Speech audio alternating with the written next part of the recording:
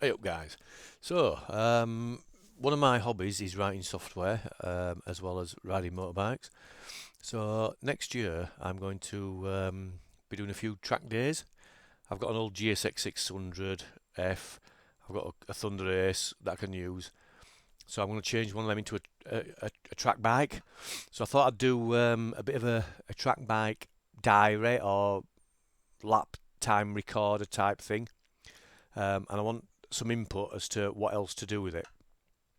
Apologies if I sound a bit rough because I've got a bit of a cold today, a bit of a blocked up nose, whatever. Anyway, so first of all, the first tab is to do with all the dates and stuff like that. The only thing I can think of at the moment to put on here is the actual date. Um, so you can have this, you can set this date to whatever you want it to be. Um, the next tab is the rider tab, and you put in your name, your weight, um, how you're feeling on that day. So, for instance, today I would have a blocked nose. Now you can't see it on there, blocked nose. So for now, what I'm going to do is I'm just going to put I've got a I feel a bit under the weather. But in future, you'll be able to click this and add a little screen will pop up, and it'll let you put in blocked nose, which will then appear on that list. Because I think that's important. Obviously, if you're going out on track days and you feel shitty, are you not going to be slower? I don't know. Anyway, so the next tab is your bikes. So in here, look, I've just put a few examples. And if you select a bike, for instance, we'll select that.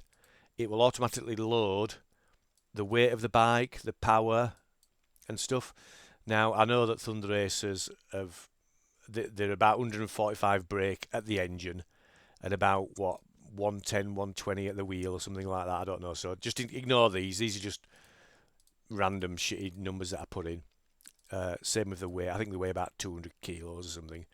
But whatever bike you would select off there, this doesn't work obviously just yet. Then it would put the appropriate weight and power in and stuff like that. So as an example, we'll just keep that as that. If you want to put a new bike in, you would then just click new bike. If there's anything else you need on there, like I don't know, suspension or like that, or tyres, anything, let me know. The weather, again, I think the weather plays a part on your lap times. Obviously, if it's nice and dry and sunny, you're going to be a lot faster than if it's wet and windy. And again, you can put new weather conditions in, whatever. And again, if there's anything else you think that needs to be on here, let me know. The track, obviously, there's several different types of tracks in the UK, Scotland, Wales, wherever. I'm just going to do Cadwell Park, 'cause I think that's the nearest one to me. You would select the track condition. Now, when you select the track Cadwell Park, it will automatically load the track length. And as a default, I'm going to say you're going to do 10 laps. I don't know. You can put a new track in, a new condition, stuff. Now, the other thing as well is whatever number of laps you put in there, it will automatically list it up on here for your lap times. So if I change that, let's just say we're only doing 7 laps, and click back on that, you can see it's changed to 7. Um, Now, the top bar there, because we've selected Cadwell Park, this is the all-time lap record for a motorbike, and I think it's something like 87 seconds for one lap, and it was done on a Yamaha R1, a BSB rider or something, I can't remember. And the bottom one is going to be your lap time. So what I'll do is I'll start it now. So obviously you've set off, and there's somebody sat on a laptop with this while you're racing around the track. So you can see that it's showing you the time for the all-time lap record. So what I'll do is I think it's about 87 seconds is the actual record for Cadwell Park on a motorbike. I think I'll have to look all this information up. So you can see it's exactly the same time. Now, what I've done, the top one will stop when it reaches 87 seconds because that's the lap time for the all time lap record. But yours will carry on going, and I think I've allowed up to 5 minutes for one lap, which I think is quite a long time, to be honest with you, to just do 2.1 miles, 2.1 miles. So anyway, oh bollocks! Right, obviously that doesn't work. Look, it stopped it. Hang on. Right. So what I need to do then is fix that. So when you click on another tab, it should, in theory, still keep the timer running. So I need to fix that. So we've had to restart it. But as you can see, when I clicked on next lap, it recorded the time that you had got to and the speed you've done it. So, in other words, you have completed the 2.1 miles for Cadwell Park lap in 1 minute 1 second, which equates to about 129 miles an hour. So on this next lap, so on lap number 2, what I'll do is I'll stop it at something like 120 seconds, which is 2 minutes. So what it should do then, it should put 2 minutes in there, the speed that it takes to complete the 2.1 miles in 2 minutes, and on here it'll be whether you're faster or slower than your previous lap. So obviously if I leave it to 2 minutes, it's going to be a lot slower than the previous lap you've done. I'll tell you what, so that's about 1 minute 20 in it. I'll start it again. I'll get it up to 90 seconds.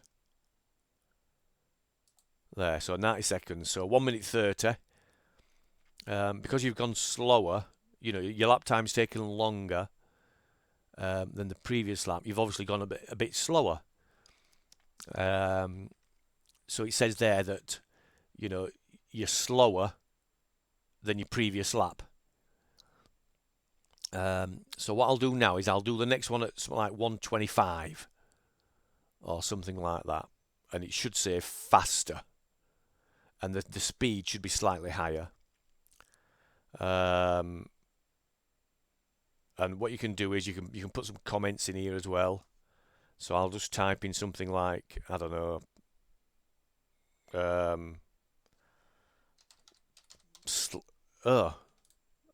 right, okay, I need to fix that. I was going to type in Slippy, but it won't let me type that in. Maybe I should put it down in here then, comments or something like that. So lap number 3, I'm going to do it at 120. No, I'll do it at 125, so it should be just slightly slower. Now, obviously, if you do it now, your next lap now, you're a lot faster than a BSB R1 rider is. So I don't think that's going to happen. And I think that stops at 86, 87-ish. So that's what their time is, which is, I think it's something like 1 minute 27 or something. I don't know. And it's something like 100, I don't know what speed it is, to be honest with you. 102 mile an hour. So what I'm going to do is I'm going to stop this, I'm going to do the next lap at 125, and it should say faster, and it'll give you the speed that you've done it on. So at 114, so 125 coming up. So I'll click it when it gets to 125. There.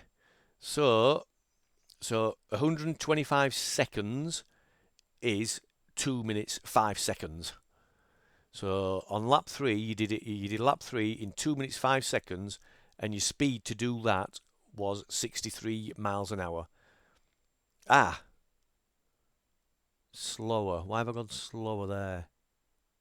Oh yeah, I am slower, aren't I? Because there's me saying faster. I am slower because it is a lot slower. So I'll do the next one at 190 or something like that.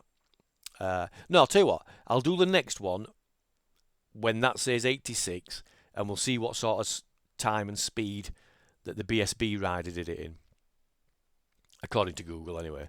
And then we'll stop it, because otherwise we'll just keep going on and on and on. So give me 2 seconds while we do this. So if there's anything you need, anything you think you need, or anything you think should be added, to record the information, let me know, and I'll add it. And this is going to be completely free. Anybody who's got a track bike and wants to use this, you can have it completely free, off charge. Because I'm into motorbikes and I'm into computing. So right, so I'm going to stop this at 80. There. So the BSB rider then can do a lap of Cadwell Park in 1 minute 27, and it's just about 103 miles an hour they do it at. That's obviously an average speed, isn't it? Which is pretty good. And obviously, look, it says faster there. So anyway, that's it, guys. And obviously, you'll just click on Save Data to save all the data. It doesn't do anything yet. And all I'm going to do is get it to save into a simple text file. And then obviously, when you... Let me just stop that.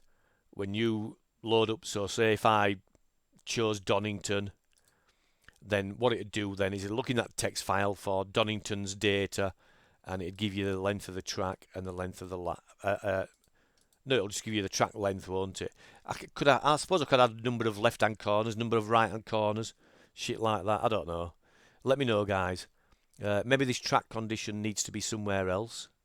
Maybe under weather or something. I don't know. Let me know anyway, and see what you think. Thank you very much. How the hell do I stop